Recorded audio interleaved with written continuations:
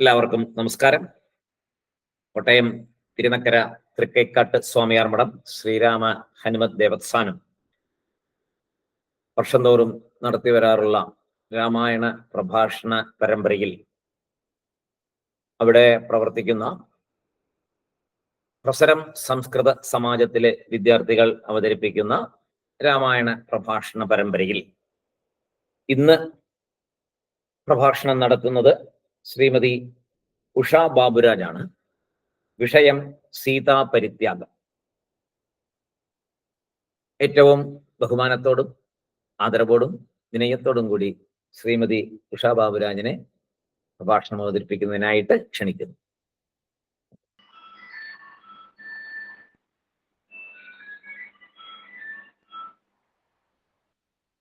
തുടങ്ങിക്കോട്ടെ സാറേ. ഓം ഗം ഗുരുഭ്യോ നമഃ. ഓം ഗം ഗണപതയേ നമഃ. ഓം സം സരസ്വത്യേ നമഃ. നമഃ പാർവതീപതയേ ഹര ഹര മഹാദേവ. രാമായ രാമഭദ്രായ രാമചന്ദ്രായ വേദസേ രഘുനാഥായ നാഥായ സീതായ പദയേ നമഃ. മനോജവം മാരുതതുല്യവേഗം ജിതേന്ദ്രിയം ബുദ്ധിമതാം വരിഷ്ഠം വാദാത്മജം വാനരയൂഥമുഖ്യം ശ്രീരാമദൂതം ശിരസാ നമാമി. കൂജന്തം രാമ രാമേതി മധുരം മധുരാക്ഷരം ആരോഗ്യ കവിതാശാഖാം വന്ദേ വാൽമീകി കോകിലം. സമാധരണീയനായ നമ്മുടെ ഏറ്റവും പ്രിയപ്പെട്ട ഗുരുനാഥൻ സാർ, പരമേശ്വർജി, അതുപോലെ കേദാരമായ നമ്മുടെ മധുചേട്ടൻ, അതുപോലെ എന്നെ ശ്രവിക്കുന്ന മറ്റെല്ലാ സുഹൃതികൾക്കും എന്റെ സ്നേഹവന്ദനം. പരമേശ്വർജിക്ക് ഒരു പ്രത്യേക വന്ദനം. കാരണം 1ാം ക്ലാസ്സിലും 2ാം ക്ലാസ്സിലും ഒക്കെ പഠിക്കുന്ന കുട്ടികളെ ഇത്രയും രാമായണ കഥ അതിന്റെ വളരെ വ്യക്തതയോടുകൂടി പാകപ്പെടുത്തി പറയാൻ പ്രാപ്തരാക്കിയ അങ്ങേക്ക് എന്റെ ഒരു സ്നേഹപ്രണാമം. എനിക്കിന്ന് കിട്ടിയിരിക്കുന്ന വിഷയം ഉത്തര രാമായണത്തിലെ 3ാം അധ്യായത്തില് സീതാ പരിത്യാഗമാണ്. കഥാതന്തുവിലേക്ക് കടക്കുന്നതിന് മുൻപ് ഏതാനും ചില രാമായണത്തെ പറ്റി 1-2 കാര്യങ്ങൾ പറഞ്ഞുകൊള്ളട്ടെ. രാമായണം, രാമന്റെ അയനം, ഈ മഹാകാവ്യം ബൃഹത് സ്വരൂപവും ഇതിഹാസവും അതോടൊപ്പം തന്നെ നാനാരസ വിലസിതവുമാണ്. ഇതൊരു ഇതിഹാസം മാത്രമല്ല, ധർമ്മശാസ്ത്രമാണ്. ഇതൊരു സാമൂഹ്യ ചരിത്രമാണ്. മാത്രമല്ല, നമുക്കറിയാം ഇതൊരു ഭക്തിഗാഥയുമാണ്, അല്ലെ? കഥയിലേക്ക് കടന്നാൽ ഭൂമിദേവിയെ വന്ദിച്ച് പ്രാർത്ഥനയോടെ ജീവിതം തുടങ്ങുന്ന നമ്മൾക്കറിയാം, സീത, സർവം സഹയായ സീത ഭൂമിദേവിയുടെ പുത്രിയാണെന്ന് രാമായണത്തിലെ വരികളെ അന്വർത്ഥമാക്കിക്കൊണ്ട്, അല്ലെ, അതായത് അതിന്റെ അർത്ഥതലങ്ങൾ മനസ്സിലാക്കി മനനം ചെയ്താൽ ഒരു കാര്യം നമുക്ക് മനസ്സിലാക്കാം. എന്താന്നല്ലേ? പ്രജകളെ സംബന്ധിച്ച് ശ്രദ്ധിക്കുമ്പോൾ സീതാ പരിത്യാഗം അതൊരു പരിത്യാഗമാണ്. കാരണം ധർമ്മരക്ഷാർത്ഥം രാമൻ തിരുവടികൾ ചെയ്തതാണത്, അല്ലെ? അത് ധർമ്മത്തിന്റെ രക്ഷ. എന്നാൽ അത് വിമർശകർക്കോ, ആ വിമർശകരെ സംബന്ധിച്ച് സീത നിഷ്കാസനമാണ്. കാരണം അഗ്നിപരീക്ഷ നടത്തി തന്റെ എല്ലാവിധത്തിലും പൂർത്തീകരിച്ച് ശുദ്ധയായി സ്വീകരിച്ച സീതയെ പിന്നെന്തിന് ഉപേക്ഷിക്കുന്നു, പരിത്യജിക്കുന്നു എന്നുള്ളൊരു തോന്നൽ വിമർശകർക്കുണ്ടാകാം, അല്ലെ? എങ്ങനെ വന്നാലും ഭൂമിദേവി ഇതൊന്നുമല്ല ഇതിന്റെ സത്യം. ഭൂമിദേവിയുടെ പുത്രിയായി ജനിച്ച സീതാദേവി അമ്മയോടൊപ്പം പോകുന്നു. ഒരു കാലത്തിന്റെ അവസാനം, അതാണല്ലേ അതിന്റെ സത്യം, അല്ലെ? അത് കാലത്തിന്റെ അവസാനമായിട്ടാണ് നമുക്ക് അവിടെ തോന്നുന്നത്. കാരണം പ്രജകൾ രാജാവിന് അപ്രിയമായി പെരുമാറിയാൽ എന്താ സംഭവിക്കുക?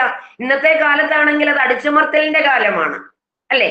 കാരണം പണ്ട് അങ്ങനെ ആയിരുന്നില്ല. നീതി നിർവഹണത്തിൽ പോരായ്മ ഉണ്ടാവരുത്, അതായിരുന്നു പണ്ട്. അതാണ് നമ്മളെ രാമായണം പഠിപ്പിക്കുന്നത്. പക്ഷെ ഇന്ന് അങ്ങനെയല്ലല്ലോ. ഇന്ന് പ്രജകൾ രാജാവിന് എന്തെങ്കിലും ഒരു വീഴ്ച സംഭവിച്ചാൽ അത് അടിച്ചമർത്തലായി മാറും. പക്ഷെ രാമായണം നമ്മെ പഠിപ്പിക്കുന്നത് നീതി നിർവഹണത്തിൽ നമ്മൾ ശുഷ്കാന്തിയുള്ളവരായിരിക്കണം എന്നാണ്. അതുകൊണ്ടാണ് മര്യാദാ പുരുഷോത്തമനായ രാമൻ അങ്ങനെ ചെയ്യാൻ കാരണം, അല്ലെ? കാരണം സീതയുടെ ത്യാഗം ഓരോ സ്ത്രീക്കും വേണ്ടിയാണ്. നമ്മളൊന്ന് വളരെ ഉള്ളിലേക്കൊന്ന് ചിന്തിച്ചാൽ നമുക്ക് മനസ്സിലാകുന്ന കാര്യം അതാണ്. ഉറച്ച തീരുമാനം കൈക്കൊള്ളുവാൻ ഏത് സ്ത്രീക്കും അവകാശമുണ്ട്. അഗ്നിയിൽ ജന്മമെടുത്ത പാഞ്ചാലിയും മണ്ണിൽ നിന്ന് ജന്മമെടുത്ത സീതയും സ്ത്രീ മഹത്വത്തിന്റെ മകുടോദാഹരണങ്ങളാണ്. അത് നമുക്കറിയാം, അല്ലെ? അപ്പം സീതയുടെ ത്യാഗം ഓരോ സ്ത്രീക്കും വേണ്ടിയാണെന്ന് രാമായണത്തിന്റെ അക്ഷരങ്ങളിലൂടെ കണ്ണോടിക്കുമ്പോൾ, അത് വാൽമീകി രാമായണമാണേലും എഴുത്തച്ഛന്റെ കിളിപ്പാട്ടിൽ കൂടിയാണെങ്കിലും നമുക്കത് മനസ്സിലാക്കുവാനായിട്ട് സാധിക്കും, അല്ലെ? കാരണം ശ്രീരാമന്റെ തീരുമാനം ധർമ്മ സംരക്ഷണമാണ്. അത് ആവശ്യമാണ്. കാരണം രാജാവ് എങ്ങനെ പ്രജാക്ഷേമ താല്പര്യത്തെ സംരക്ഷിക്കുന്നുവെന്നും അത് പ്രജാക്ഷേമ താല്പര്യം എങ്ങനെ സംരക്ഷിക്കുന്നത് മാത്രമല്ല, അത് എപ്രകാരമായിരിക്കണമെന്നും രാമായണം പഠിപ്പിക്കുന്നു. ചെയ്യുന്നെന്ന് മാത്രമല്ല, അത് എങ്ങനെയെന്നുള്ള വിധവും നമ്മളെ മനസ്സിലാക്കി തരുന്നുണ്ട് രാമായണം. അതാണ് രാമായണം, അല്ലെ? എന്ന് മാത്രമല്ല, നമുക്കറിയാം, നമ്മൾ അറിയാതെ ആളറിയാതെ ഭിക്ഷയെടുത്താൽ അനുഭവം ഇതാമായിരിക്കുമെന്ന്, അല്ലെ? കാരണം രാവണനാണ് അവിടെ തെറ്റുപറ്റിയത്, അല്ലെ? നമുക്ക് നോക്കാം. കാരണം ആളറിയാതെ ഭിക്ഷ കൊടുത്താൽ അനുഭവം എന്താണ് നമുക്ക് ഉണ്ടാകുന്നത്? ഇങ്ങനെ തന്നെ സീതയുടെ കഥയിലൂടെ നമ്മളെ ഓർമ്മപ്പെടുത്തുന്നതും അതല്ലേ ആണ്. കാരണം പാത്രം അറിയാതെ വിളമ്പരുത്, അല്ലെ?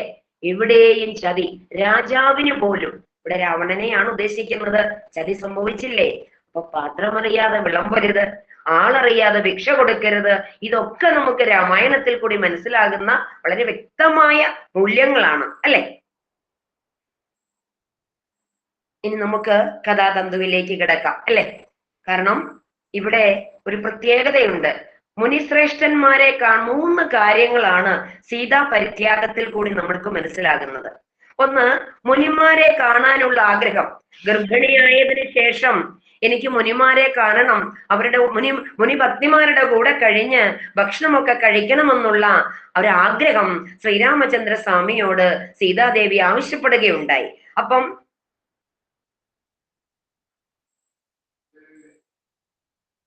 നമുക്കറിയാം, ഞങ്ങൾക്കിവിടെ കറണ്ട് പോയി. നമുക്കറിയാം സീതാദേവിയോട് ആവശ്യപ്പെടുന്ന ആ ഒരു കാര്യം. അപ്പം അതിനെന്താണ് ഭദ്രേ, നമുക്ക് തീർച്ചയായിട്ടും നാളെ അതിന് അവസരം ഒരുക്കാം. കാരണം ഗർഭിണിയുടെ ഏതാഗ്രഹവും സാധിച്ചു കൊടുക്കണമെന്നാണല്ലോ, അല്ലെ? അത് സാധിച്ചു കൊടുക്കാം എന്ന് ശ്രീരാമചന്ദ്രൻ പറയുകയും ചെയ്തു. അപ്പം വൈദ്യൻ കൽപ്പിച്ചതും രോഗി ഇച്ഛിച്ചതും ഒന്നായിട്ടാണ് ഇവിടെ വന്നിരിക്കുന്നത് എന്ന് മാത്രമല്ല, രണ്ടാമത് നമുക്ക് അതിൽ നിന്ന് മനസ്സിലാകുന്ന എന്താ? ലക്ഷ്മണൻ സീതയെ വനത്തിൽ ഉപേക്ഷിക്കുന്ന ഹൃദയസ്പർശിയായ ഒരു രംഗം രണ്ടാമത്. മൂന്നാമത് നമുക്കറിയാം ഒരു ഭർതൃ സഹോദരന്റെ ദുഃഖം, അല്ലെ? വിഷം തന്നാലും ഞാൻ കുടിക്കാം, ഞാൻ ഇത്ര പാപിയാണോ, ഇങ്ങനെ എന്നെ മാത്രം സീതാദേവിയെ അമ്മയെ പോലെ കാണുന്ന, പാദങ്ങളെ മാത്രം മുന്നിൽ കണ്ടു പോന്നിരുന്ന എന്നെ മാത്രം ഈ ദേവിയെ ഈ കാട്ടിൽ, ഈ കൊടുങ്കാട്ടിൽ ഈ പൂർണ്ണ ഗർഭിണിയായ ദേവിയെ ഉപേക്ഷിക്കാൻ നിയോഗിച്ചത്. ഇങ്ങനെ ഹൃദയസ്പർശിയായ 2 രംഗങ്ങളും, അതോടൊപ്പം അമ്മയുടെ ആഗ്രഹം, സീതാദേവിയുടെ ആഗ്രഹം അവിടെ സഫലമാവുകയാണ്. കാരണം ഇതെല്ലാം അറിയുന്നു, മായയല്ലേ? അത് നേരത്തെ തന്നെ ദേവി ആവശ്യപ്പെട്ടു. പിറ്റേ ദിവസം പുരവാസികളുടെ പരാതി അവിടെ കേൾക്കുകയുമാണ്. ഇങ്ങനെ 3 കാര്യങ്ങളിൽ കൂടിയാണ് സീതാ പരിത്യാഗം നമ്മൾ മുന്നോട്ട് കാണാൻ പോകുന്നത്, അല്ലെ? അപ്പം അവിടെ നടക്കുന്ന ഇത്രയേ ഉള്ളൂ. ശ്രീരാമ പട്ടാഭിഷേകം കഴിഞ്ഞ് ശ്രീരാമദേവൻ അയോധ്യയിൽ വാഴുകവേ അദ്ദേഹത്തെ അഭിനന്ദിക്കാൻ മാമുനിമാരെല്ലാവരും വട്ടം കൂടി, അല്ലെ? ഇങ്ങനെ എല്ലാവരും വന്നു. അതായത് രാവണ, കുംഭകർണാദികളുടെ വധം, മേഘനാഥന്റെ വധം, ഇതൊക്കെ വളരെ പ്രകീർത്തിച്ച് അവരൊക്കെ സംസാരിക്കുകയുണ്ടായി, അല്ലെ? അതിലൊക്കെ ഉപരിയായിട്ട് സൗമിത്രി ചെയ്ത മേഘനാഥന്റെ വധത്തെ പറ്റിയാണ് അവിടെ കൂടുതലായിട്ട് സംസാരിച്ചത്. അപ്പോൾ രാമൻ ഒരു ചോദ്യം മുനിമാരോട് ചോദിക്കുന്നുണ്ട്. അച്ഛനേക്കാൾ കേമനാണ് മകൻ, അല്ലേ? കാരണം രാവണനേക്കാൾ കേമനാണ് മേഘനാഥൻ എന്നാണ് ഇവിടെ പറയുന്നതിന്റെ അർത്ഥം. മാത്രമല്ല അങ്ങനെ പറയാൻ കാരണമുണ്ടെന്ന് മുനിമാർ അവിടെ സ്പഷ്ടമാക്കുന്നുണ്ട്. എന്തെന്നോ, രാമന്റെ ചോദ്യത്തിന് മാമുനിമാർ മറുപടി നൽകിയത് ഇങ്ങനെയാണ്: രാക്ഷസ വംശത്തിന്റെ ഉത്പത്തിയും മേഘനാഥന്റെ തപസ്സും യാഗാനുഷ്ഠാനങ്ങളും ഒക്കെയാണ് അച്ഛനേക്കാൾ കേമനാകാൻ ആരെ പ്രേരിപ്പിച്ചത്, അല്ലെ അതിന് പ്രാപ്തനാക്കിയത്? മേഘനാഥനെ പ്രാപ്തനാക്കിയത്. കാരണം ബ്രഹ്മാവ് മേഘനാഥൻ അവിടെ വരമരളുന്നുണ്ട് അല്ലെ. ഇന്ദ്രനെ മോചിപ്പിച്ചതും ഹനുമതുൽപത്തിയും മറ്റുമെല്ലാം പറഞ്ഞു കേൾപ്പിച്ചു. പറഞ്ഞു പോയാൽ ധാരാളമുണ്ട്, ഞാൻ അതിലേക്കൊന്നും കടക്കുന്നില്ല. ഇങ്ങനെ ശ്രീരാമചന്ദ്ര സ്വാമി ഈ രാജ്യഭാരമൊക്കെ ഏറ്റെടുത്തതിന് ശേഷം മാമന്മാരെയൊക്കെ പറഞ്ഞയച്ചു. അതിനുശേഷം ജനകൻ തുടങ്ങിയ രാജാക്കന്മാരെ പൂജിച്ച് യാത്ര അയച്ചു. ശേഷം പുഷ്പക വിമാനത്തെ പൂജിച്ച് സ്വീകരിച്ചു. കുബേരൻ സ്വന്തം അനുമതിയോടെ അവിടെ എത്തിച്ചതാണ് അല്ലെ. അപ്പൊ ആ എത്തിച്ച പുഷ്പക വിമാനത്തെ വളരെ താല്പര്യത്തോട് ഭക്തിയോടുകൂടി പൂജിച്ച് സ്വീകരിച്ചിട്ട് പറഞ്ഞു, ഞാൻ സ്മരിക്കുമ്പോൾ എത്തിയാൽ മതി എന്ന് പറഞ്ഞ് പോകാൻ അനുവാദവും കൊടുത്തു അല്ലെ. അങ്ങനെ രാമൻ രാജ്യഭാരമേറ്റിട്ടുള്ള ഭരണവൃത്താന്തങ്ങൾ ഭരതൻ പറഞ്ഞു കേൾപ്പിച്ചു. അങ്ങനെ പല പല കാര്യങ്ങളിലും വളരെ പ്രാപ്തനായിട്ട് എല്ലാ കാര്യങ്ങളെയും സംക്ഷേപിച്ചറിഞ്ഞ ശ്രീരാമചന്ദ്രൻ അങ്ങനെ കാലങ്ങൾ പോകവേ പൂർവാന്നത്തിൽ രാജ്യകാര്യങ്ങളും അപരാന്നത്തിൽ അന്തപുരത്തിൽ തന്റെ സഹധർമ്മിണിയോടൊപ്പവും തന്റെ ഭക്തിയോടൊപ്പവും ഇങ്ങനെ കഴിഞ്ഞുകൂടി വരികെ ഒരു ദിവസം രാമൻ അറിയുകയാണ്, രാമൻ മനസ്സിൽ കണ്ടു, മനസ്സിലാക്കി സീതാദേവി ഗർഭിണിയാണ് അല്ലെ. സീതാദേവി വിളിച്ചിട്ട് പറഞ്ഞു, ഭദ്രേ ദേവി, നിന്റെ ഒരു സന്താനം എനിക്ക് കിട്ടാൻ പോവുകയാണ്. സന്താന സൗഭാഗ്യം എനിക്ക് നിന്നിൽ നിന്ന് അടുത്തു വന്നിരിക്കുന്നു. സുന്ദരി, നിനക്ക് എന്താണ് ആഗ്രഹമുള്ളത് എന്ന് ശ്രീരാമചന്ദ്രൻ ചോദിക്കുകയുണ്ടായി. ആ സമയത്ത് സീതാദേവി ഇങ്ങനെ പറയുകയുണ്ടായി, ആര്യപുത്ര, കായികനികളൊക്കെ വളരെ മനോഹരമായി കായ്ച്ചു നിൽക്കുന്ന ആ കാനനത്തിൽ മാമുനി ഭഗ്നിമാരോടൊപ്പം എനിക്ക് ഒരു ദിവസം കഴിയാൻ ഒരവസരം വേണം, എനിക്കത് വളരെ ഇഷ്ടമാണ് അല്ലെ എന്ന് പറഞ്ഞ് ആര്യപുത്രനോട് തന്റെ ആ ഇംഗിതത്തെ അവിടെ വെളിപ്പെടുത്തുന്നുണ്ട്. കാരണം ഉഗ്ര തപസ്സിൽ ഏർപ്പെട്ട് വാഴുന്ന മാമുനിമാരും അവരുടെ പുണ്യങ്ങളായ തപോവനങ്ങളും ഒക്കെ കാണാൻ എനിക്ക് വളരെ ആകാംക്ഷയുണ്ട്. അതിന് ഭഗവാൻ എനിക്ക് അനുമതി നൽകണം എന്ന് പറഞ്ഞു. സാറേ, എനിക്ക് ഇവിടെ കറണ്ട് പോയിരിക്കുക, ഇൻവേർട്ടറും വർക്കിംഗ് അല്ല, അതാണ് ഫോൺ തെളിച്ചു വെച്ചിരിക്കുന്നത്. എന്നെ കാണാവോ? കാണാം. ഇവിടെ ഇപ്പൊ അതിനെ ഞാൻ ഇടയ്ക്ക് ഔട്ടായി, കറണ്ട് പോയി. കുഴപ്പമില്ല. അപ്പൊ ദേവി എന്തോ കണ്ടിന്യൂ ചെയ്തോളൂ, കുഴപ്പമില്ല. അപ്പം ദേവിയുടെ ഇച്ഛ അദ്ദേഹം അവിടെ അറിയിക്കുകയുണ്ടായി. ഇവിടെയാണ് ഒരു പ്രസക്തമായ ഭാഗം. ദേവിക്ക് ആ ആഗ്രഹം ഉണ്ട് താനും. അതിനു മുൻപ് തന്നെ ഇവിടെ നമുക്കൊരു അവസരം വന്നിരിക്കുകയാണ്, എങ്ങനെ ദേവിയെ കാട്ടിലേക്ക് പറഞ്ഞയക്കുമെന്ന്. അതറിയാൻ പോണതേ ഉള്ളൂ. രാമൻ മുൻപേ അറിഞ്ഞു അല്ലെ. അപ്പൊ രോഗി ഇച്ഛിച്ചതും വൈദ്യൻ കൽപ്പിച്ചതും ഒന്നാ.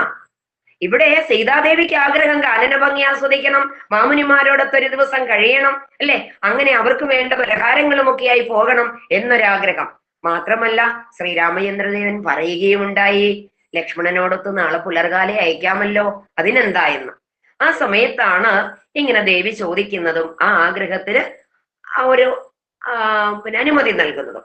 ഇങ്ങനെ കാര്യങ്ങൾ അങ്ങ് കഴിയുകെ ഒരു ദിവസം വിദൂഷകന്മാരും ഒക്കെയായി നേരം പോക്ക് പറഞ്ഞിരിക്കുന്ന സമയത്ത് അതിൽ പ്രധാനിയായ ഭദ്രനെ വിളിച്ചിട്ട് ശ്രീരാമചന്ദ്രൻ ചോദിച്ചു, ഭദ്ര, പുരവാസികളും ഗ്രാമവാസികളും ഒക്കെ ഞങ്ങളെ പറ്റി, എന്നെയും സീതാദേവിയെയും ലക്ഷ്മണകുമാരനെയും ഒക്കെ പറ്റി, കൈകേയി മാതാവിനെയൊക്കെ കുറിച്ച് എന്താണ് പറയുന്നത്? ഉള്ളതായിട്ട് പറയണം എന്ന് പറഞ്ഞപ്പോൾ ഭദ്രൻ പറഞ്ഞത് എന്താണ്?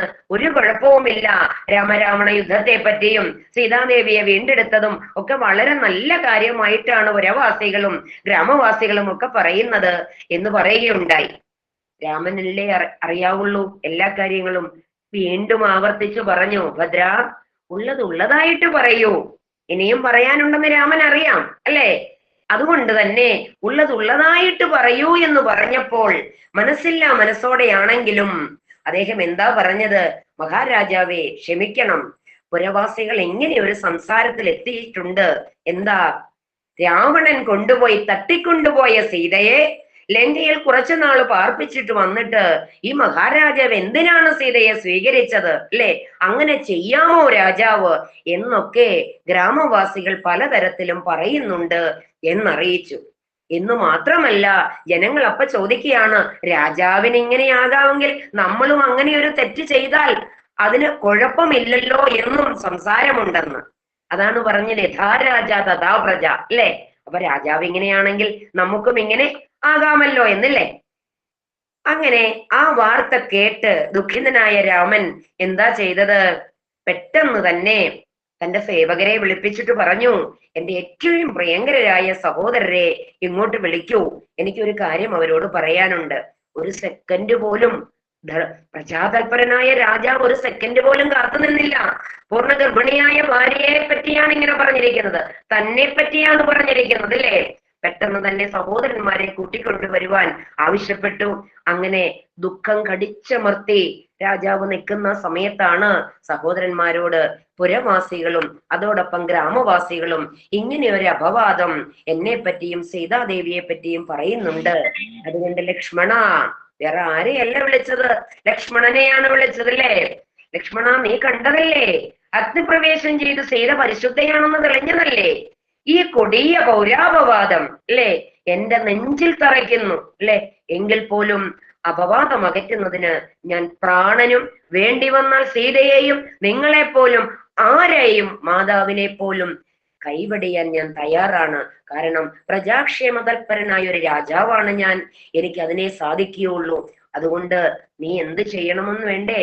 അതുകൊണ്ട് സീതാദേവിയെ ആഗ്രഹ നിവർത്തിക്കുന്ന വണ്ണം തലേദിവസം ദേവി പറഞ്ഞു, എനിക്ക് കാനന ഭംഗി ആസ്വദിക്കാൻ ഭക്തിമാരോടൊപ്പം കഴിയാൻ ആഗ്രഹമുണ്ടെന്ന്. അതുകൊണ്ട് ലക്ഷ്മണ, നീ നാളെ കാലത്ത് തന്നെ സുമന്ത്രരെ വിളിച്ച് തേര് വരുത്തി ആ സീതയെ അതിൽ കയറ്റി നമ്മുടെ രാജ്യാതിർത്തിയിൽ കൊണ്ടുവിടണം എന്ന് ആവശ്യപ്പെടുകയുണ്ടായി. എന്ന് മാത്രമല്ല, ഒരു കാര്യയോട് പറഞ്ഞു, ഗംഗയുടെ മറുകര തമസാതീരത്തിൽ വാൽമീകി മഹർഷിയുടെ ആശ്രമമുണ്ട് അല്ലെ. വേഗം മടങ്ങി വരികയും വേണം, തങ്ങരുത്. വിജനപ്രദേശത്ത് കൊണ്ടാക്കിയിട്ട് ലക്ഷ്മണ നീഞ്ഞു മടങ്ങി പോരുക എന്ന് രാമദേവൻ ലക്ഷ്മണകുമാരനോട് ആജ്ഞാപിച്ചു. ഇക്കാര്യത്തിൽ എന്നെ എതിർക്കുന്നവരാരാണെങ്കിൽ പോലും അവരെന്റെ ശത്രുമായി തീരും എന്നുകൂടി ഓർമ്മിപ്പിക്കുകയുണ്ടായി. അതുകൊണ്ട് തിരുവായ്ക്ക് മറുവായില്ലാത്ത രീതിയിൽ ആരും അതിനെ എതിർക്കുകയുണ്ടായില്ല. നേരം വെളുത്തപ്പോൾ ദുഃഖിതനായ ലക്ഷ്മണൻ സുമന്ത്രരെ വിളിച്ച് തേര് വരുത്തി അല്ലെ. തേര് തയ്യാറാക്കി കൊണ്ടുവന്നിട്ടുണ്ടെന്ന് സീതാദേവിയെ അറിയിച്ചു. പാവം സീത ഇതൊന്നും അറിയുന്നില്ല. നമ്മുടെ മുമ്പിലല്ലേ പച്ച മനുഷ്യനായിട്ട് അവതരിക്കുന്ന രാമനും അല്ലെ ലക്ഷ്മീദേവിയായ ദേവിയും ഒന്നും അറിയത്തില്ലാത്തതുപോലെ അഭിനയിച്ചു അല്ലെ. ഇതൊക്കെ ഇങ്ങനെ വരേണ്ടതല്ലേ. അങ്ങനെ തേര് തയ്യാറായിട്ടുണ്ടെന്ന് പറഞ്ഞ് സീതാദേവിയെ ലക്ഷ്മണൻ, ഭവതി തേര് തയ്യാറായിട്ടുണ്ട്, അവിടുന്ന് എഴുന്നള്ളിയാലും എന്ന് പറഞ്ഞ് ആഗ്രഹ പൂർത്തീകരണത്തിന് നമുക്ക് കാനനത്തിലേക്ക് പോകാം എന്ന് പറഞ്ഞ സമയത്ത് സീതാദേവി എന്താ ചെയ്യേണ്ടെന്ന് അറിയുന്നില്ലേ. ഏറ്റവും നല്ല പലഹാരങ്ങളും പഴങ്ങളും അതോടൊപ്പം മുനിഭക്തിമാർക്ക് കൊടുക്കാനുള്ള രത്നങ്ങളും ആഭരണങ്ങളും ഒക്കെ പൊതിഞ്ഞെടുത്തു. ഒരു ദിവസത്തേനല്ലേ പോണത്, ആ ദിവസം അതോടെ കൊടുത്ത് അവരുമായിട്ടൊന്നൊക്കെ സല്ലപിച്ച് തിരിച്ചു വരാം എന്ന് വിചാരിച്ച് സീതാദേവി ഇതെല്ലാം കൈകളിൽ എടുത്തു അല്ലെ. എടുത്ത് യാത്ര തിരിച്ചു. പക്ഷേ യാത്രയുടെ തുടക്കത്തിൽ തന്നെ അശുഭ ശകുനങ്ങൾ കണ്ട ഉടനെ സീതാദേവി പെട്ടെന്ന് ലക്ഷ്മണനെ വിളിച്ചു. ലക്ഷ്മണ, ആര്യപുത്രനും ശുശ്രുക്കൾക്കും ശുശ്രുക്കൾ അതായത് ഭർത്താവിന്റെ കുടുംബക്കാർക്കും കുശലം തന്നെയല്ലേ? കാരണം ആരോട് യാത്ര പറയാതെയാണ് രാവിലെ പോകുന്നത് അല്ലെ എന്ന് ലക്ഷ്മണനോട് അന്വേഷിച്ച സമയത്ത് സീതാദേവി ലക്ഷ്മണകുമാരൻ ഇങ്ങനെ മറുപടി പറയുകയുണ്ടായി. അത് ഞാൻ സ്വല്പം പാരായണത്തിൽ കൂടി അറിയിക്കുകയാണ്. നല്ല ശകുനങ്ങൾ എന്തു കാരണം ചൊല്ലീർ, എന്നുടെ ഭർത്താവിനു മനുജന്മാരായിടും, നിങ്ങൾക്കും സുഖമല്ലി നിമിത്തം കണ്ടതിപ്പോൾ, മംഗലമല്ല മൂലമെന്തിനെന്നു ചൊല്ലീർ. ചൊല്ലുവാനില്ല വിശേഷിച്ചൊരാപത്തു ഭദ്രേ, നല്ലതു വന്നു കൂടുമില്ല സംശയമേതും. ധീരത കൊണ്ടു പരിതാപത്തെ മറച്ചുടൻ താനിൽ മാനിനി തന്നോടിങ്ങനെ പറഞ്ഞുടൻ, ഗൗതമീ തീരെ ചെന്നാരസ്തമിച്ചിടും നേരം, യാമിനി ആർക്കനുദിച്ചോനന്തരം, തേരതിലേറി ചെന്നു ഗംഗാതീരവും ബുക്കാർ, വാരിയിലിറങ്ങി സന്ധ്യാനുഷ്ഠാനവും ചെയ്താർ.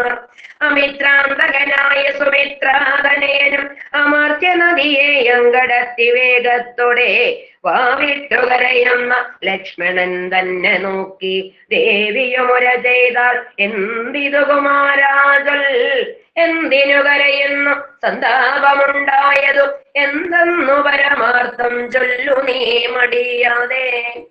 അഗ്രജൻ തന്നെ പിരിഞ്ഞിരുന്നിട്ടൽ ഇല്ലയല്ലേ വ്യഗ്രഹിച്ചു കരയുന്നു മുറ്റും ബാലകനാം നീ. 2 വാസരം പൊറുപ്പാനില്ല ശക്തിയൊട്ടും പണ്ടു നീ പിരിഞ്ഞറിയുന്നതുമില്ലയല്ലോ. എന്നെ നീ നിരൂപിക്ക മുന്നം ഞാനൊരാണ്ടേക്കുമെന്നുടെ ഭർത്താവിനെ പിരിഞ്ഞു വാണേനല്ലോ. ഇന്നിനി മുനിഭഗ്നിമാരെയും കണ്ടു നാളെ ചെന്നു നിൻ പൂർവജനെ കാണാമെന്നറിഞ്ഞാലും എന്നിവ കേൾക്കുന്തോറും തന്നുള്ളിലടങ്ങാതെ വന്ന ദുഃഖത്താൽ അവൻ വാവിട്ടു മുറയിട്ടാൻ. തന്നോട് സനൽകുമാരൻ മുനി അരുൾ ചെയ്ത ഒന്നൊന്നേ നിരൂപിച്ചു നിന്നിതു സുമന്ത്രരും. പിന്നെയും കരയുന്ന ലക്ഷ്മണൻ തന്നെ നോക്കി തന്വങ്കി വിഷണ്ണയായതെന്തെന്നറിയാഞ്ഞു. പിന്നെയും ചോദിച്ചിതു സൗമിത്രി തന്നോടപ്പോൾ എന്നീ കഷ്ടമേ നീ എന്തിങ്ങനെ ഖേദിക്കുന്നു. മുന്നം ഞാനിത്ര ദുഃഖമുണ്ടായിട്ടൊരു നാളും നിന്നെ കണ്ടിട്ടില്ലേറ്റം ധൈര്യമുണ്ടല്ലോ തമാ. ദുഃഖത്തിൻ മൂലമെല്ലാം എന്നോട് ചൊല്ലിയിടണം കൈക്കൊള്ളുക ധൈര്യം ഭവാനജ്ഞാനിയല്ലയോ.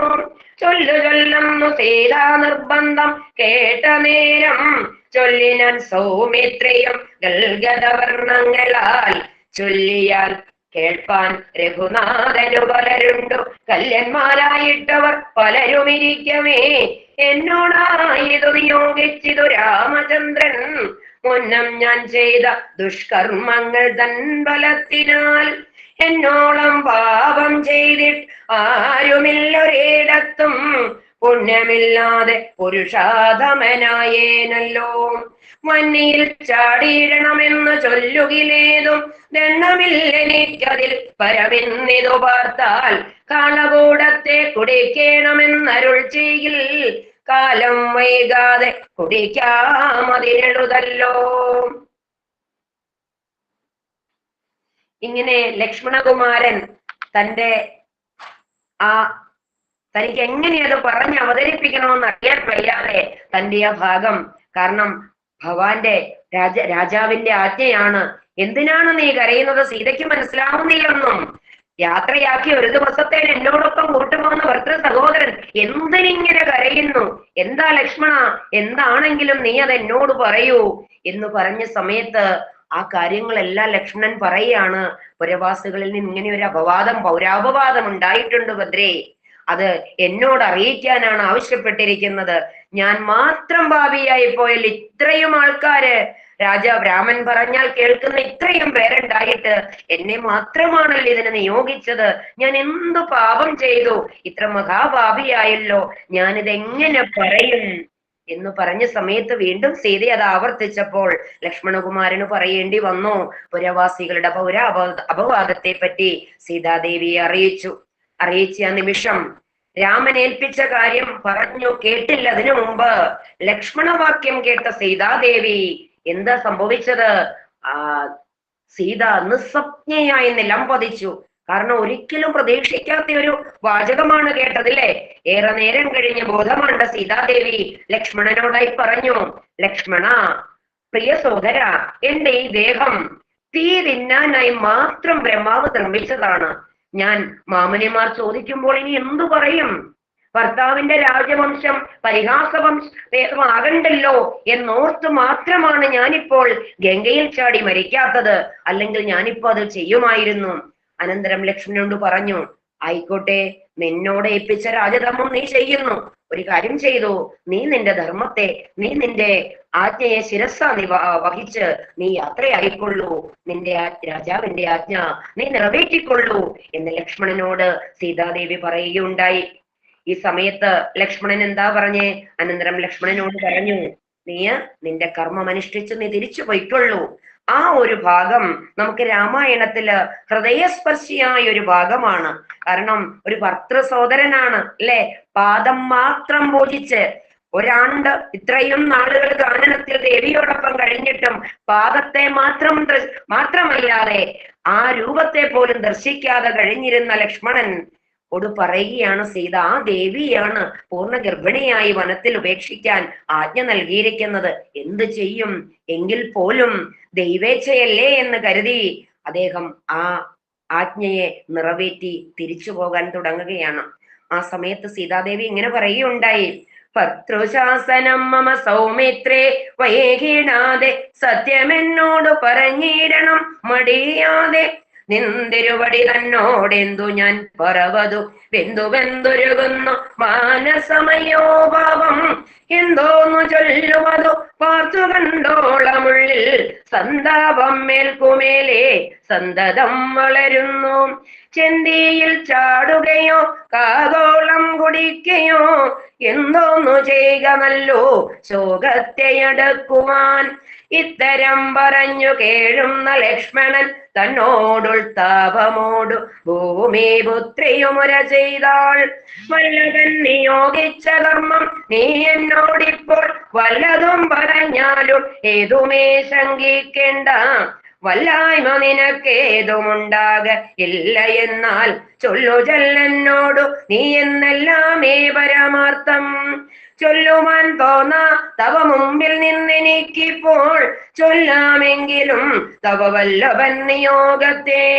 ചൊല്ലുന്നു പുരവാസി ജനങ്ങളെല്ലാം തമ്മിൽ വല്ലായ്മയത്രേ സീതാദേവിയെ കൈക്കൊണ്ടതും. രാവണൻ കൊണ്ടുപോയി ലങ്കയിൽ വെച്ചുകൊണ്ട ദേവിയെ പരിഗ്രഹിച്ചിടുവാൻ ന്യായമില്ല എന്നുള്ളൊരപവാദം നിറഞ്ഞു പുരത്തിങ്കൽ മന്നവനതു മൂലമെന്നോടു നിയോഗിച്ചാൽ. കാനനത്തിങ്കൽ മുനിശ്രേഷ്ഠന്മാരാശ്രമത്തിൽ ജാനകി തന്നെ കൊണ്ടയാക്കി നീ പോന്നിടുക. ഇത്രയുമാണ് ലക്ഷ്മണകുമാരൻ സീതയോടായി പറഞ്ഞത്. അനന്തരം ലക്ഷ്മണനോട് പറഞ്ഞു, നീ നിന്റെ കർമ്മം ചെയ്ത് തിരിച്ചു പൊയ്ക്കൊള്ളൂ.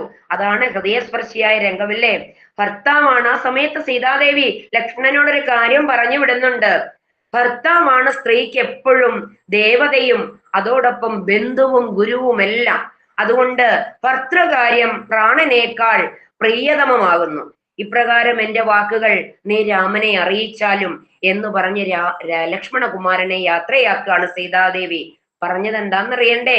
ലക്ഷ്മണ നോക്കൂ, ഞാനിപ്പോൾ ഗർഭിണിയാണെന്നതിന് സാക്ഷ്യം വഹിച്ചു കൊണ്ടുപോയാലും എന്നാണ് രാമനോട് പറയാൻ പറഞ്ഞത് അല്ലെ. ലക്ഷ്മണൻ കരഞ്ഞുകൊണ്ട്, അതുപോലെ വാവിട്ട് കരഞ്ഞതുകൊണ്ട് സീതാദേവിയെ വലം വെച്ചുകൊണ്ട് ചോദിച്ചു, ശോഭനെ, അവിടുത്തെ രൂപം ഞാൻ ഇതുവരെയും കണ്ടിട്ടില്ല. ഒന്ന് ഓർത്തു നോക്കിക്കേ. ഭരിക്കാൻ ഒരു അവസരം കിട്ടിയിട്ടും പാതുകം വെച്ച് രാമന്റെ വരവും നോക്കിയിരുന്ന ഭരതകുമാരന്റെ സഹോദരനല്ലേ ലക്ഷ്മണൻ. അത്രയും നാള് സീതാദേവിയോടൊപ്പം ഉണ്ടായിരുന്നിട്ടും അങ്ങയുടെ പാദങ്ങളല്ലാതെ ഞാൻ ഇതുവരെ ദേവിയുടെ രൂപം ഞാൻ കണ്ടിട്ടില്ല. അത് പാദങ്ങൾ മാത്രമേ ഞാൻ കണ്ടിട്ടുള്ളൂ. രാമൻ കൂടെ ഇല്ലാത്ത ഈ സന്ദർഭത്തിൽ ഞാൻ എങ്ങനെ ഭഗവതിയെ കാണും? ഇത്രയും പറഞ്ഞ് നമസ്കരിച്ച ലക്ഷ്മണൻ എന്ത് ചെയ്തു? വഞ്ചിയിൽ കയറി യാത്ര തിരിച്ചു. അനാഥയായ സീത ഉറക്ക കരയാൻ തുടങ്ങി. മുനികുമാരന്മാർ പറഞ്ഞത് കേട്ട് വാൽമീകി മഹർഷി വന്ന് സീതയെ സ്വാഗതം ചെയ്ത് കൂട്ടിക്കൊണ്ടുപോയി അല്ലെ. ആ താപസികളുടെ കൂട്ടത്തിൽ താമസിപ്പിച്ചു. ഈ അവസരത്തിൽ തിരിച്ചു പോന്ന ലക്ഷ്മണനോട് സുമന്ത്ര ഒരു കഥ പറയുകയുണ്ടായി. സാറേ സമയമുണ്ടോ? കുഴപ്പമില്ല, തുടർന്നു. ഒരു ചെറിയ പൂർവ്വകഥ പറയുകയുണ്ടായി. കാരണം ലക്ഷ്മണനെ എങ്ങനെയെങ്കിലും ഒന്ന് ആശ്വസിപ്പിക്കണ്ടേ, അതിനു വേണ്ടി പറഞ്ഞു. പണ്ട് ദുർവാസാവിനോട് വംശഭാവിയെ കുറിച്ച് ദശരഥ മഹാരാജാവ് ഒരു കാര്യം ചോദിക്കുകയുണ്ടായി. എന്റെ വംശഭാവി എങ്ങനെയായിരിക്കുമെന്ന്. ആ അവസരത്തിൽ പറഞ്ഞ കഥയാണിത്. പണ്ട് ദേവന്മാരാൽ പരാജിതരാക്കപ്പെട്ട അസുരന്മാര് തങ്ങളെ രക്ഷിക്കണമെന്ന് ഭൃഗുമഹർഷിയുടെ പത്നിയുടെ അടുക്കൽ എത്തുകയും അങ്ങനെ മുനിപത്നി അവർക്ക് അഭയം നൽകുകയും ചെയ്തു. ഇത് കേട്ടറിഞ്ഞ മുനിപത്നി അഭയം കൊടുത്തത് വിഷ്ണുവിന് ഇഷ്ടപ്പെട്ടില്ല. ഇതറിഞ്ഞ് വിഷ്ണു ചക്രം കൊണ്ട് ഭൃഗുഭക്തിയുടെ ശിരസ്സറക്കുകയാണ് ചെയ്തത്. ഇതറിഞ്ഞ ഭൃഗുമഹർഷി എന്ത് ചെയ്തു? തന്റെ പത്നി വിയോഗത്താൽ ദുഃഖിതനായ ഭൃഗുമഹർഷി വിഷ്ണു ഭഗവാനെ ശപിക്കുകയാണ് ചെയ്തത്. ലോകം എന്താ ശപിച്ചത്?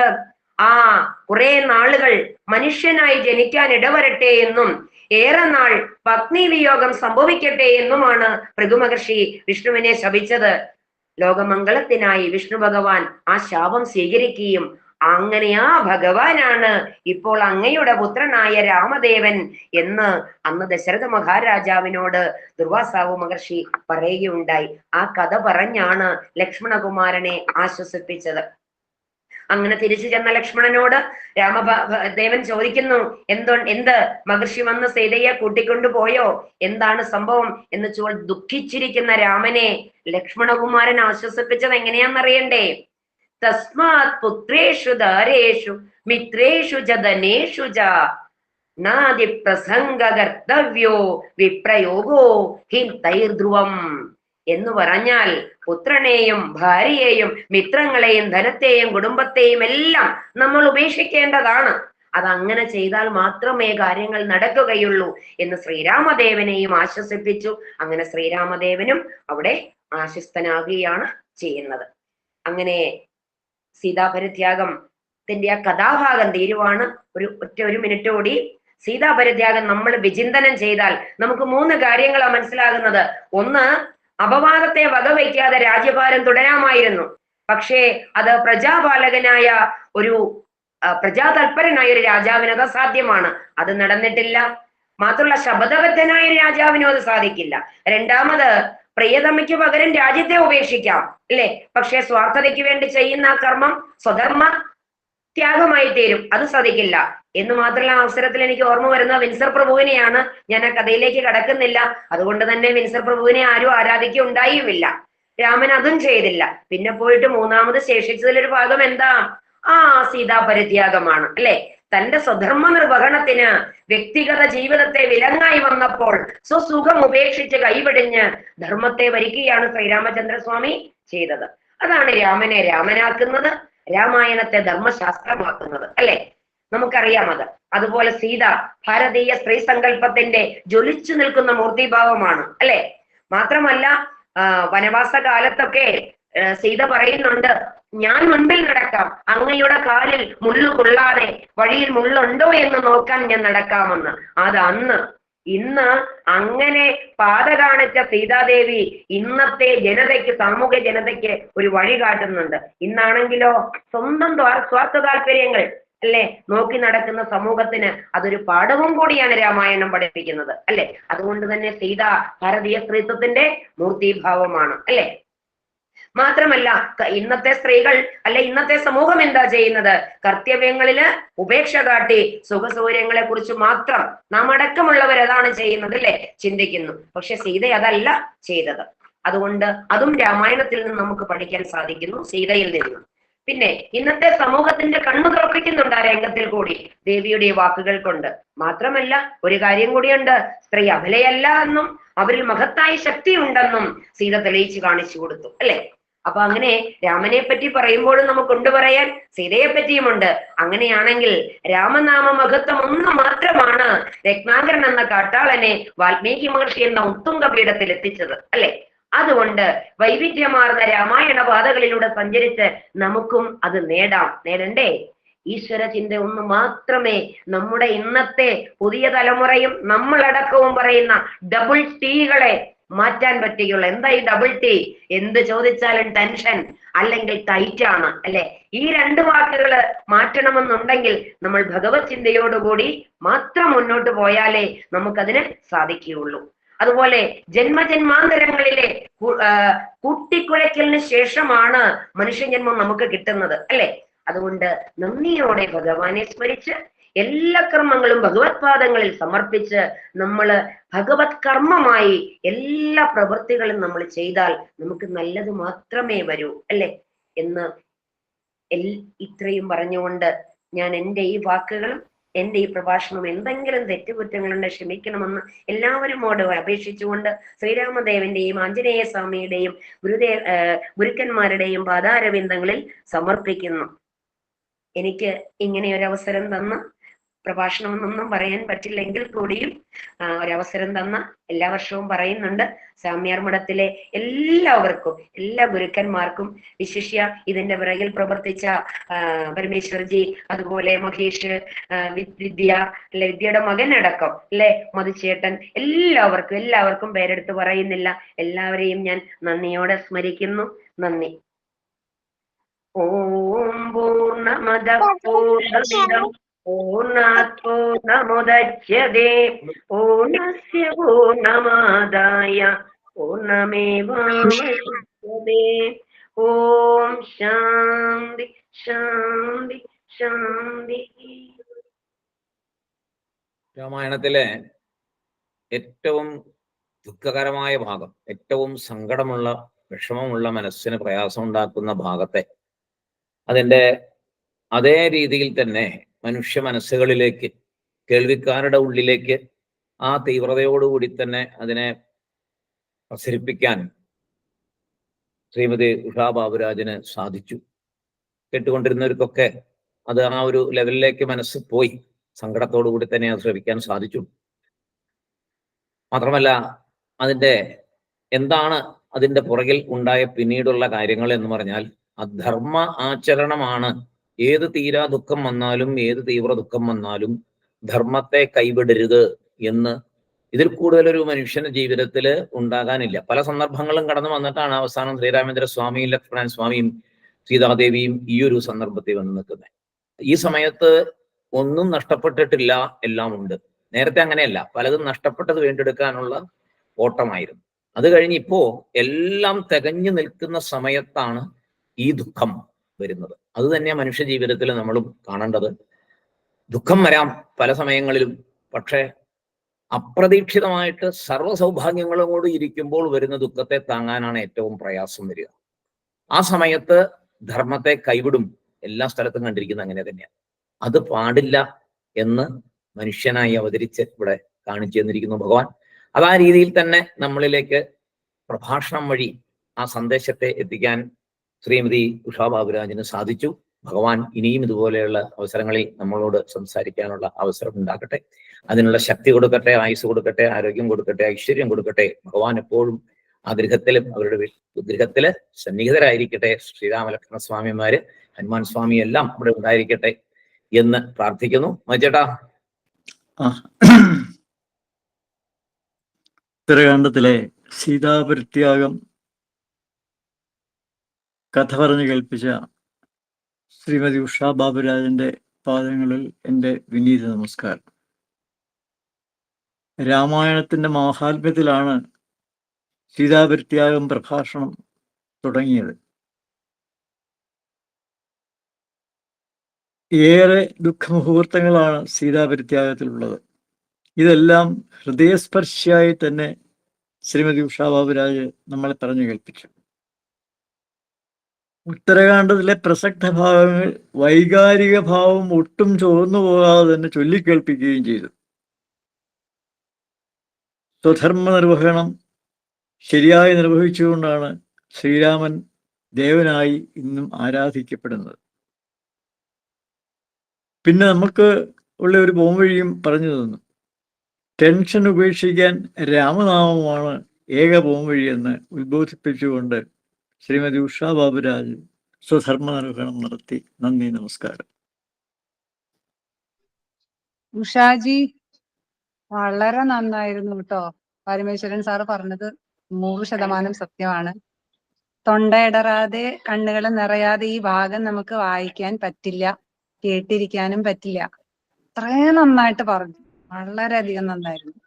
Thank you.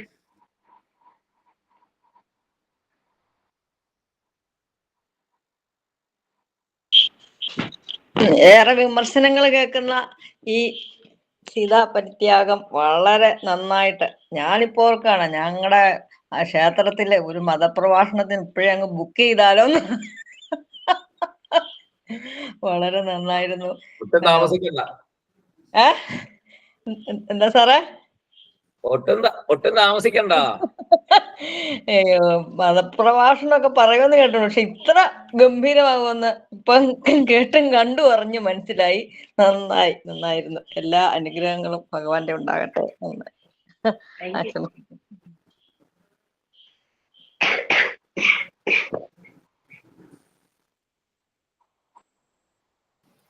നാളത്തെ പ്രോഗ്രാം, നാളെ കുട്ടികളുടെ പരിപാടിയിൽ 2 കുട്ടികളാണ് നാളെ അവതരിപ്പിക്കുന്നത്. അനന്തകൃഷ്ണനും ദർശനയും. പ്രസരം സംസ്കൃത സമാജത്തിലെ വലിയ ആൾക്കാരുടെ പരിപാടിയിൽ ബഹുമാന്യായ നാരായണ നമ്പൂതിരി അദ്ദേഹമാണ് പ്രഭാഷണം അവതരിപ്പിക്കുന്നത്. ലവണാസുരവധം എന്ന ഭാഗത്തെ ആസ്പദമാക്കിയാണ് നാളത്തെ പ്രഭാഷണം. എല്ലാവരും നേരത്തെ തന്നെ ഓൺലൈനിൽ വരിക. എല്ലാവരെയും പ്രോത്സാഹിപ്പിക്കുക, അനുഗ്രഹിക്കുക. എല്ലാവർക്കും നമസ്കാരം. നാളെ വീണ്ടും നമുക്ക് ഈ നേരത്തെ കാണാം. Thank you sir.